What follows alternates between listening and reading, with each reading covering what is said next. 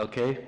First of all, I would like to thank Chancellor Sanchez for inviting us and having us here and giving us the possibility to present our experiences and share and exchange our views, our concepts, and our strategies.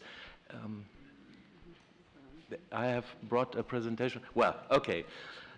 It's getting dark now, not because it's evening, because I want to show you some slides to illustrate what I'm going to say. I want to present you our concept and our strategy about the integration of refugees in the city of Leipzig.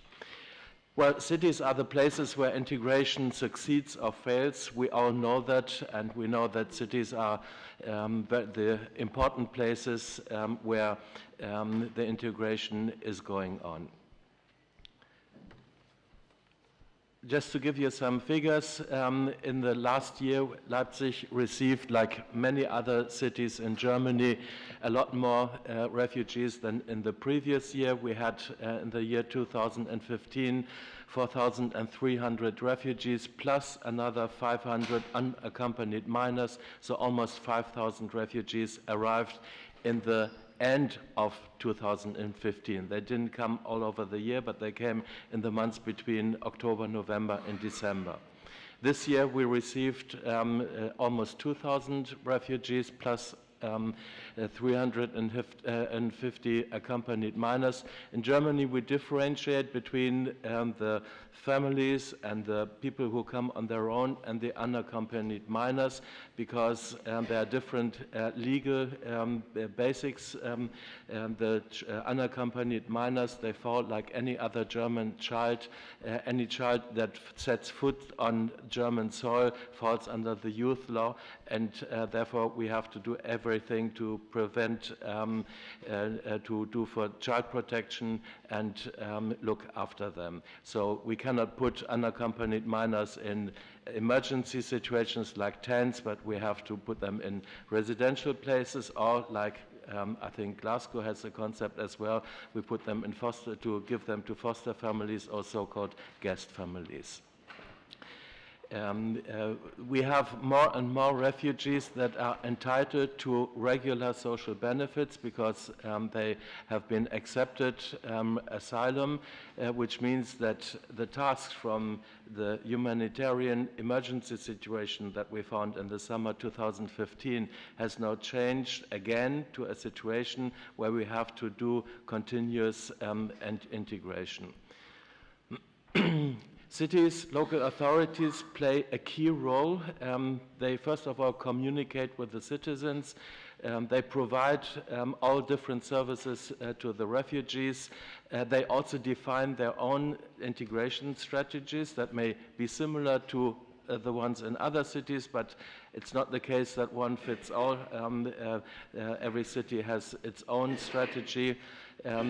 We cooperate as the local authority with national and regional authorities. We give support to the civil society that want to help, and we also, and this is very important, we fight racism and we deal with conflicts in our cities. There are many players and there are many issues. We think that the local government, the local authority, the city hall is a focal point about the possibility of having successful integration of migrants and, in this case, of refugees. We have a very diverse civil society. We have supporters. Luckily, we have many supporters in our city, like in many other cities as well. But we do also have citizens with concerns, some also with xenophobic attitudes, and we also have migrant organizations who also play an important role in the integration process. And then we have the national government, the regional government, and private partners with whom we work together, be it renting houses or be it finding integration in the labor market. Housing, security, health, language, education, employment, sports, culture are just some of the most important issues that we have to tackle. Accommodation first. When refugees arrive in Leipzig, they first live in shared accommodation in residential places. We have developed a concept and a strategy which was approved by the City Council in the year 2012. So we were prepared for the situation in 2015 regarding our concept, but not regarding the facilities, which we had to enlarge in a very short time. This means that in the year 2015, we also had to use emergency shelters for the refugees that arrived in a very short time. But we also have privately rented apartments distributed through the whole city. Our strategy is very similar to the one that the mayor from Münster presented. We want the refugees to live as soon as possible in their own apartments, but we want them also to be able to choose the area in the city where they live in, and also to choose their own apartment. So it's not that we rent apartments and have shared accommodation within apartments. When we talk about decentralized accommodation, we mean that either a family lives on their own, or we have single people who live in their own apartment. But in the beginning, they live in residential places because we think this helps them to find their way into our society. All the residential places have professional social workers. We have a quota of 1 for every 50 refugees. This means that, for example, last year the city of Leipzig paid 2.6 million euros only for the professional social workers. The social workers have 3 tasks. First of all, they are there to support the refugees. Secondly, they are a name and a face for the immediate neighborhood that can turn to. For example, if they have like complaints because in the summer during Ramadan the music is too loud, or else if they want to provide support and give help, and the social workers are the ones who usually know best what is needed by the refugees in these residential places. At the moment, we have only 40% of refugees living in their own apartments because there were so many that came in such a short period of time. But during the year, now more and more are moving out of the residential places and into their own apartment. This slide is one of the most important, or gives one of the most important messages and is a basis of our strategy. From the very beginning, we said that we want the houses for the refugees distributed all over the city. And you can see that in all districts of Leipzig, we have houses for refugees. Because we do not want to have refugees only in poor people's areas. We want also to have refugees in upper middle class areas, because it's very difficult to communicate with the citizens in the poor people areas, if we have only refugees in their areas, and they very often say, why here and not there?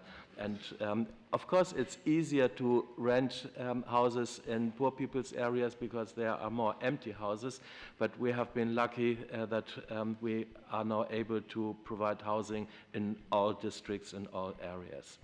You know that Germany has a very, I think, just system of distribution of refugees. We have 16 regions, and all refugees that arrive in Germany are distributed to these 16 Bundesländer, as we call them, the regions, according to a quota, which is based on the percentage of the population and the strength of tax. And I come from Saxony, which means that Saxony has 5.5% of the whole of the German population. This means also that 5.5% of all refugees arriving in Germany are distributed to Saxony, and within Saxony they are again distributed according to the percentage of the population. Leipzig, 13.5% of all people in Saxony live in Leipzig. Therefore, we receive 13.5% of our refugees that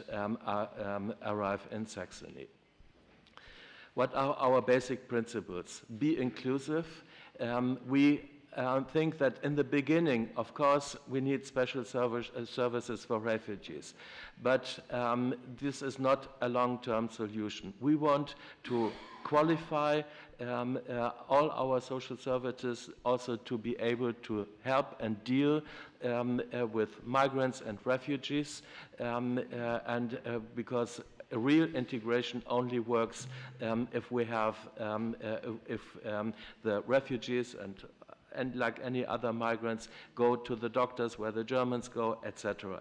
At the moment, we just have a discussion, shall we have special medical places for refugees? I personally say no, because I think all doctors should be prepared to treat also refugees. Of course, they need further qualification, but this can be done. The second principle is to provide help for people to help themselves, which means that we want to to enable the refugees to be self-reliant as quickly as possible. And also the third principle is to react immediately to conflicts, also with a clear position. First of all, it is necessary to have a continuous communication with the citizens and the neighborhoods. We have, and for the past 4 years, I have been at very, very many neighborhood meetings where I explained, and I've always been there personally. I never let the officers go there on their own, because I think it's important that a political representative shows his face and discusses with the neighbors, where we explain why we have the duty to receive the refugees, how the houses for the refugees are run, that we provide social work in every house. In the bigger places, we also provide security services, and we tell them that the social workers in the residential places are the contact persons for the neighborhood, that they are also have the task to build networks to different initiatives in the local areas. These are pictures of one of our houses, one of our smaller houses for 60 people. As you can see, there are offices for the social workers, there are playrooms for the children, and these houses are right in the middle of the neighborhoods. They are not outside the city center, they are right in the, located in the neighborhoods. The local services, as I said, shall have to be qualified, which means that we also try to employ people with migrant background. We open other institutions, such as libraries, and I'm very happy that especially the cultural institutions in Leipzig have done big efforts over the past years to open their services and what they can offer, their offerings to refugees. It has been said by several colleagues during the day that education is very important, and we say that we want integration from day one. This is why we have the residential places in the beginning, why we have the social workers, and why we try to provide places in kindergartens for the small children as quickly as possible, and within a period of 4 to 6 weeks, all the children that are in the school age go to school. In Germany, this is not an offering, it is a duty. One of the last constitutional duties is that every child has to go to school, and this also applies to refugees' children. We have a concept of 3 stages. First of all, we have classes for German as a second language. This means these are not specific classes for children of refugee families. These are classes for all children, be it people who work in the university or in the industry, whose children do not speak German. The second stage is a partial integration into classes, into subjects where the language is not in the focal point like sports or mathematics, and the third stage is then the full integration. How long each stage lasts depends on the individual child. Some learn very quickly the German language. The younger the children are, the quicker they learn, which means that in primary schools, the first stage is shorter than in the schools for the older children. But the real integration only works when people are able not to depend on social benefits, if they are able to work and earn their own living. Therefore, we have very, very close cooperation with the Job Center and the labor agency and with the private economy to provide an integration into the labor market. But this is the most important path, but also the most difficult. In Germany, we think it takes up to 3 to 5 years until the real integration into the labor market works. It's because the qualifications are very often different from the ones that are needed in Germany, and in Germany we are, or the majority are not prepared to lower standards. So this means that we have to provide programs for additional training to be able for the refugees to be properly integrated into the labor market. But this is the main job that we have to do. Then the civil society, as has been mentioned by many during the day, plays a very important role. We have a lot of support from the civil society, many people helping voluntarily, and we have many activities that involve the whole community, especially in sports. This seems to be one of the easiest ways to provide integration. In the year 2015, although we had, as I said, a concept and a strategy, we were also in an emergency situation because within a few weeks we had to provide thousands of places for people to stay. And in order to do this, we had many meetings with neighborhoods to inform them. We had to provide room for additional school classes, but most of all, we had to ensure that housing for refugees was provided within a very short time. How did we do it? Again, political leadership is the most important basis to be successful. We had a clear position of the mayor, the deputy mayors, and the city council to welcome refugees. We had a continuous proactive communication on this position. And I must say that we had very few national politicians coming into our city and discussing with the citizens. It was up to us to do this. We had good communication, we had an overwhelming civil engagement, and we had integration methods from day one. Within the administration, we built a task force across different departments. You know that Germany has very many rules and regulations. Some say maybe too many, but this is the German culture. And so in a situation like this, we had to shorten paths of decisions, and therefore we built this task force, and that was very successful because all different kinds of aspects were discussed together at the round table. This means that we also learned from the situation. We, for example, have now a situation where, not because of the refugees, because Leipzig is a very fast-growing city, we need to build 20 schools within the next 8 years. And this is, you know, to build a school is in Germany a long process. The school is built within 1.5 years, but the planning usually takes 3 years. So we have to shorten also the decision process, and we now use this task force that we used for the refugees to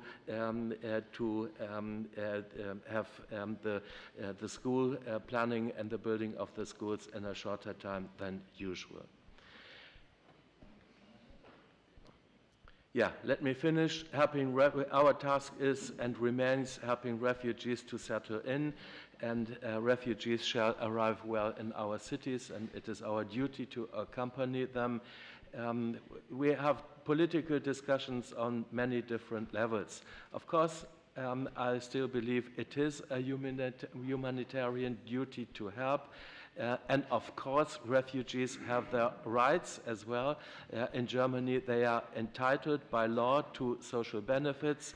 The children have to go to school. Children of refugees, when they are more than 1 year old, are entitled to a place in a kindergarten. And then we also will have benefits of this migration, because all over Germany, we still have a very low birth rate, and we are an aging society, and therefore we need young people. Thank you.